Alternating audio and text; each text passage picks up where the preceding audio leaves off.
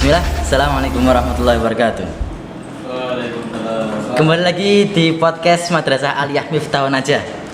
Kali ini kita kedatangan tamu yang sangat spesial, yaitu saudara kita sendiri, yaitu Omar Al Faruq. Ya, apa kabar Mas Omar? Ya, alhamdulillah baik. Sepertinya agak mendung tapi tidak tidak menyurutkan semangat kita dalam menuntut ilmu. Ya, insya Allah, amin. Kali ini, pada kesempatan podcast kali ini kita akan membahas tentang anak muda dan tantangan zaman di era sekarang. Zaman sekarang kan eranya zaman digital, Yes. zaman ya modern lah. Jadi apa-apa tuh mudah. Di internet butuh apa? Searching. Butuh apa? Cari, gampang. Itu gimana Mas menurut sampean Mas? Kalau menurut saya ini memang sebuah kesempatan, sebuah advantage yang sangat bagus untuk di masa sekarang ini untuk kita belajar. Nah, namun dalam prakteknya ternyata malah sering sekali banyak kekurangan yang kita alami. Seperti contohnya malah dibuat main game, dibuat sosial media, bukan ditempatkan untuk belajar seperti itu. Nah, kita kan sebagai pelajar kan tidak boleh menyalahi aturan ya.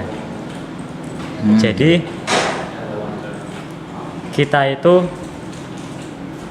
kalau mau sukses jangan pakai internet buat hal-hal yang tidak perlu. Tapi apakah internet ini bisa menjadikan daya tarik tersendiri untuk meningkatkan generasi mendatang yang lebih baik? Untuk menjawab itu sebenarnya bisa. Nah, cuman bisanya ini kayaknya terlihat agak menantang ya. Karena sekian banyak warga Indonesia yang ada di sini itu tuh udah pada megang HP semua. Dan nggak tentu tuh semua warga negara kita itu diawasi anak-anaknya. Nah, sekarang kan udah banyak tuh kayak anak kecil udah joget TikTok gitu kan, kurang etis gitu. Nah, jadi kita sebagai anak muda kalau mau memajukan negara ini tuh harus benar-benar memperhatikan kualitas pemudanya. Ya. Dari segi kualitasnya ya.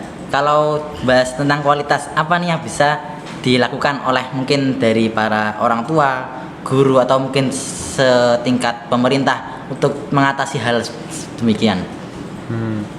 Kalau dilihat cara penanganannya itu bisa dimulai dari kita sendiri. Jadi kita misalnya refleksi gitu, istilahnya muhasabah. Ya, selama ini kita itu pakai internet itu buat apa? Bukannya kita main sesuatu yang tidak perlu, tapi kita harus menggunakannya untuk belajar, untuk mencari ilmu, atau kalau enggak kan sekarang ada tuh ChatGPT. Nah, apa iseng-iseng gitu nyari misalnya apakah Apa contoh untuk keilmuan gitu ya? Tapi apakah bisa maksudnya teknologi atau internet ini mempengaruhi intelektual seorang pelajar tersebut? Kalau bisa dibilang iya, soalnya internet itu kan seperti dua mata pisau. Jadi kita bisa menggunakannya untuk menajamkan intelektualitas pemuda-pemuda sekarang, atau malah memperburuk gitulah. Kayak misalnya internet itu dipakai buat belajar kayak tadi kan. Nah, kalau malah dibuat kayak tadi, contohnya buat main game gitu kan. Nah, itu kan bukan menambah wawasan, bukan menambah ilmu, tapi malah membuat kita kayak males. Jadi menurun. Ya, tapi kan ini kan kita di ranahnya masih di ranah pelajar.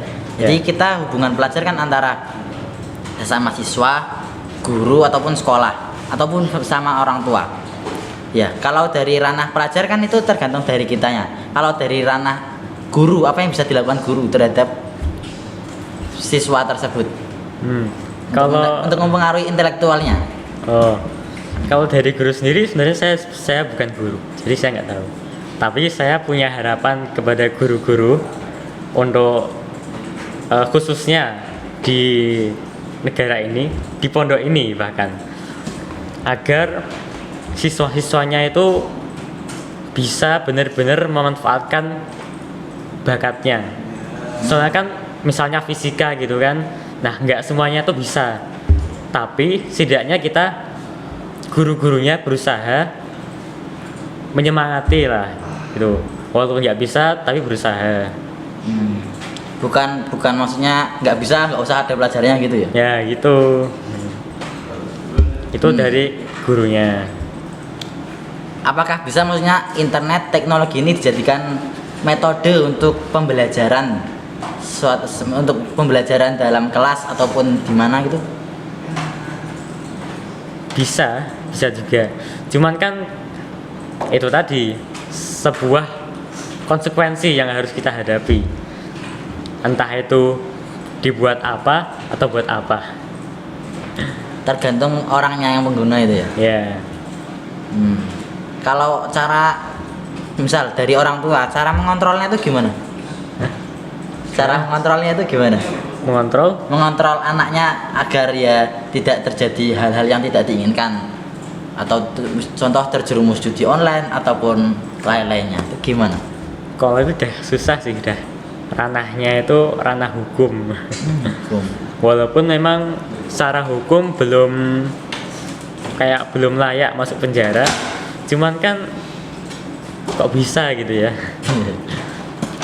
Ya tapi buktinya pasti banyak di zaman sekarang ya. Ya itu masalahnya. Ya sepertinya waktu sudah menunjukkan waktu hampir sore. Ya. Ya jadi kita cukup sekiankan saja sampai di sini. Ya mungkin kita bisa lanjut kapan lain kali waktu lagi. Ya insya Allah ya. Jika ada waktu. Jika sempat dan mau. Ya. Ya cukup sekian dari kami. Bila ada kurang dan lebihnya kami mohon maaf. Jangan lupa untuk selalu ikuti, pantau dan subscribe, like, and share akun-akun kami. Sekian dari kami. Wassalamualaikum warahmatullahi wabarakatuh.